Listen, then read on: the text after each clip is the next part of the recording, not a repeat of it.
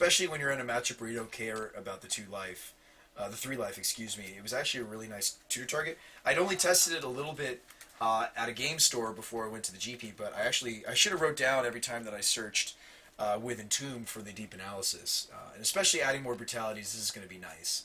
This will be something else in addition to Rights and Grizzlebrand that I'll want to pitch to brutality. You know, like all these things, all these cards here, these 6 cards here, are all things that would want to be pitched to the brutality.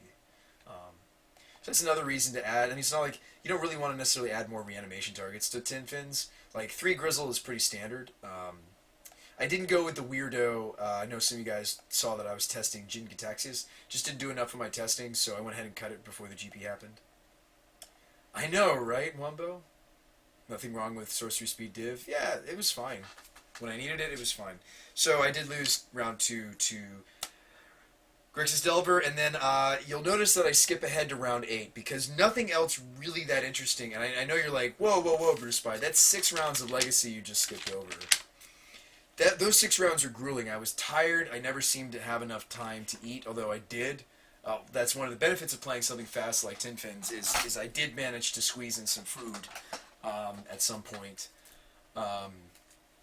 And I just remember round after round after round of Delver. I faced a couple other types of non-Deathrite Shaman decks, but I faced a lot of Deathrite, like so much Deathrite. Faced Elves, faced Grixis, I think 4 times. Actually, no, I never beat it, let's be honest. I think that's what happened. The decks that I beat Elves, which is good because it's a Deathrite deck, so it's nice to beat Elves. And my victories were, let's see, Sneak and Show. Let's see, I beat Sneak, I beat Storm, I took down Elves. I had 5 wins. Let me remember the other 2. I didn't win round 8. That was the last round. Yes, Wumbo. If you want to look at the deck ahead of time, go ahead and type deck or deck list in the commands. Blue doesn't need flashback, careful study. I know, right? Yeah, Wumbo, if you want to look at Zombalance, Zombalance, or whatever we're going to call it, the prototype is in the deck commands, so deck list. I think Elves is going to get a lot better. We'll see. We'll see what it does for the deck. Wumbo, we'll see. I saw a lot of Elves too, actually. It's a good format. It's a good time to be an Elf player right now. Oh, just dropped my cards. No, dropped my cards. So yeah, those are my wins and my losses, and I mean, I had a great time though with Legacy. It was really fun. I did almost day 2. I had 5 wins. I needed 1 more win to go day 2. So that's actually I think the best I've done at a Legacy GP. I was very pleased with it. I mean, obviously, I wish I could have gone day 2, like the last time I went to a Grand Prix, but I didn't, and that's okay. I think better sleep would have helped me make better decisions. I do want to tell you about my last, I guess it was my second to last match, actually. I had one more match after this, but this is another player that was worth noting. I did take a picture of his deck list. I'll probably post either on the Facebook, or probably definitely on the Facebook page, maybe also on the Twitter page. So you know who you are. His name, I actually also got a last name on this guy. Peter Langsam. This was round 8. He played a super spicy Grixis Painter. Awesome. I actually just thought he was blue-red Painter. We would talk after the match, and he was like, "Actually, I had this, black splash." And I was like, "Oh, that's so cool." But we just didn't really see it. No, he did. No, game 3. No, I thought he was blue-red Painter going into game 2, and actually game 2, he showed me. I actually didn't get a game on this guy, so you got to hear this. So game 1, he locked me out with a timely bridge with Goblin Welder. If you guys remember Goblin Welder, that's this guy.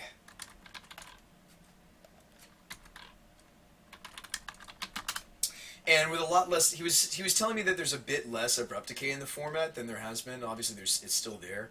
So this is a Goblin Welder. That's choose target artifact a player controls. He actually used both ways you can use the Welder on me during the match. Well, there's 3 ways you can use it, actually. Such a flexible card. You can weld for, like, protecting permanents, or swapping them out. Obviously, your own permanents. You can swap out your opponent's permanents in certain situations. That actually came up. We'll talk about that. It's a little embarrassing, but there wasn't much I could do. Because I still feel like Needle is something you want in the matchup. So he actually, game 2, we'll get there. And then the other thing you can do with welder is you can use it kind of like a reanimation engine, so you can actually weld in things like ink Leviathan or Inkwell Leviathan, or you can weld in things like Sphinx. He actually told me about a really cool interaction. I definitely wanted. The reason for his list is I'd love to play it on stream, and definitely I'd put his name in it because it was so cool. Again, Peter Langsam. Yeah, he had a not Shroom. It was yeah, Sphinx of the Steel Wind. He said that this card actually has a lot of synergy for Painter, and he said what he would do is anytime he was going to reanimate the Sphinx, if he had a Painter, he would name green on his Painter. And I just thought that was so cool. I never thought about doing that. Obviously, I've tried to run Painter with. Obviously, if your opponent's on forces, you name a different color there as well. That's another story. Even though it's good to turn on your blasts, he says sometimes you're not supposed to name, depending on how the hands shape up. You're not supposed to name blue. Anyway, yeah. So like he uses Painter, and with this card, and if you have the Sphinx plan in the deck, like you can name green on this. I thought that was so cool. You might build it. Oh yeah, Wumbo. Well, let me see. Let me show you the rest of what he was doing. There's a really cool. There's a lot of cool synergies that he was doing that I wasn't aware of, and he did okay for himself. He must have been just as good as my record. So he was almost. He may have day 2'd. I need to talk to Peter because he beat me, and I was almost into day 2. Peter may have day 2'd. I need to check in with him. He gave me some of his social media, so I have to message him. Yeah, and game 1, I found myself really wishing I didn't wrote it here. I was like, I really wish I had a Tendrils. I was like, oh man, if I just had a Tendrils. I'm really not feeling my new mana curve. Yeah, so I don't know where you're going with that part, Trap. What are you talking about?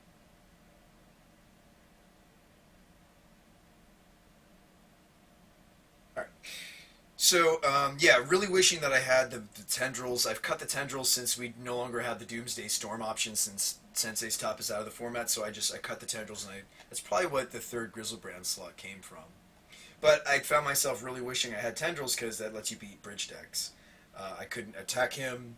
I had no way to put extra cards in his hand. So I just scooped it up because I was like, nah, I'll just try to beat you game 2 and 3. Game 2 was a serious grind. We both went to top deck mode. Eventually he assembled the full Painter combo. He had Welder, but I had a Pithing Needle. And then we had a top deck war. I actually naturally hardcast the Grizzle. And the next turn, he top decked Duretti. New Duretti. So let's talk about Duretti.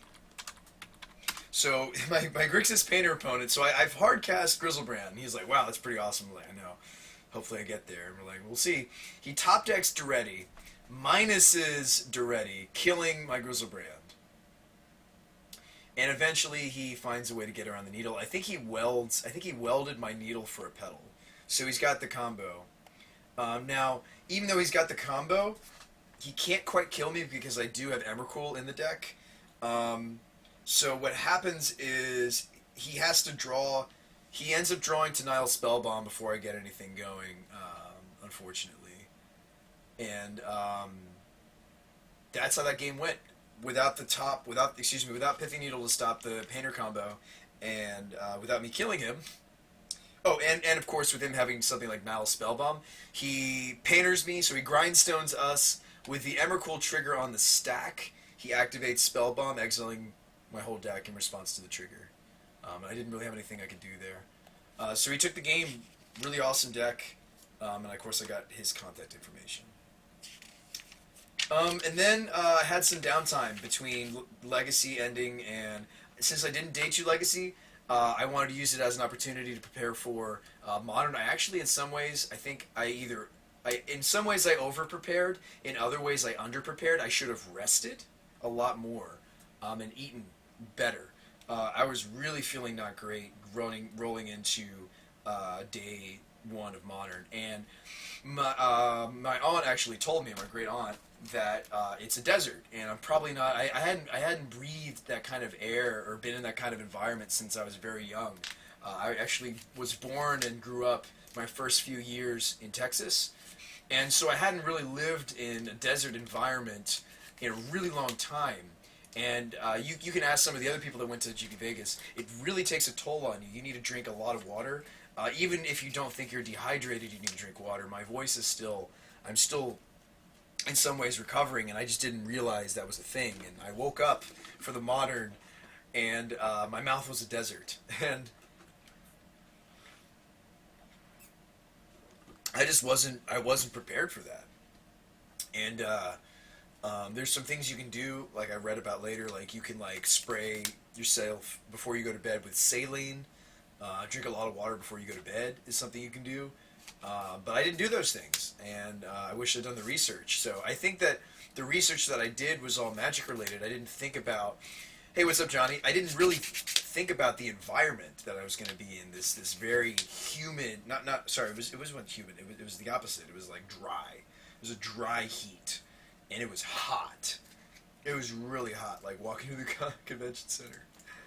But I was very fortunate. I had my great aunt's son-in-law. I did pay for my first few rides there and back. I actually considered renting a car, but it just wasn't in the budget. That wasn't something we prepared for in the budget. I was hoping that I could catch a ride or just catch a lift or oop. Johnny says, great to meet you, Megan. Oh yeah, I'm wearing the shirt right now, Johnny. Thank you so much for everybody that signed the shirt. Yeah, it's really cool. There's one. There's a few more down there. And one right here. Yeah, man, it was super fun meeting you guys. Like, that was the best part of the tournament. Like, obviously it's fun to fly and travel and play Magic. That's also awesome. But I think maybe my favorite part was honestly meeting some of you guys. I know that I actually got to finally meet TJ Rogers. I got to meet, in person, I got to meet a couple other notables, which was really, really cool. Are you mod worthy now? Absolutely, Johnny. And I also appreciate your hat. You had an excellent hat, if I'm thinking of the right person. I'm pretty sure I am. Message me. I'll go ahead and friend you so you can message me on Twitch, and then, I just need to hear a little bit more about yourself before you mod. Patches says, wish you could have made it. Would have been cool to meet you there. Oh, yeah, for sure, Patches. Patches, don't you live relatively close to Missouri or Illinois? Somebody was telling me that we were going to hang out. I am thinking of the right person? Excellent. Yeah, dude. It was cool hanging out with you that last day. And your buddy that you introduced me to, the one that I kind of stole the attention of, told me a lot of cool things about how, better care of some of my cards and some cool things like that I didn't know to do. Anyway, always learning, always open to learning new things, as you know. How do you message me? Now you can message me. Do /W and then username, which is BrewSpytheMagicGuy, space, and then whatever you want to tell me. I'll whisper you first. It'll be easy. Yeah, Jeremy was very cool. There you go. I just whispered you like that. Yeah, he's a cool dude. And let's see. I think at first he was unamused with me, but I guess I grew on him. I mean, I guess I have that kind of natural, what's the word? So, some people that don't like me on their first impression, I can sometimes, win over. So I hope that he liked me in the end. Because he gave me a lot of advice that I didn't know to do with, he told me that, especially my promo Gataxian probes, he was like, dude, you gotta do something about these before they get, more warped. So, and they didn't like the weather change, for sure. You're going to be driving down with a few friends, they all flaked out. Oh, that sucks, Patches. Too short notice. Dang. Yeah, let me whisper you, Johnny. He liked you a lot. He spoke highly about you. Oh, very cool. So I guess even though he thought I was a bit of a goof at the start of the conversation, it seemed, maybe he warmed up to me or vice versa. Let's see. Well, I certainly thought he was warm from the start. So this is all I need from you for mod status.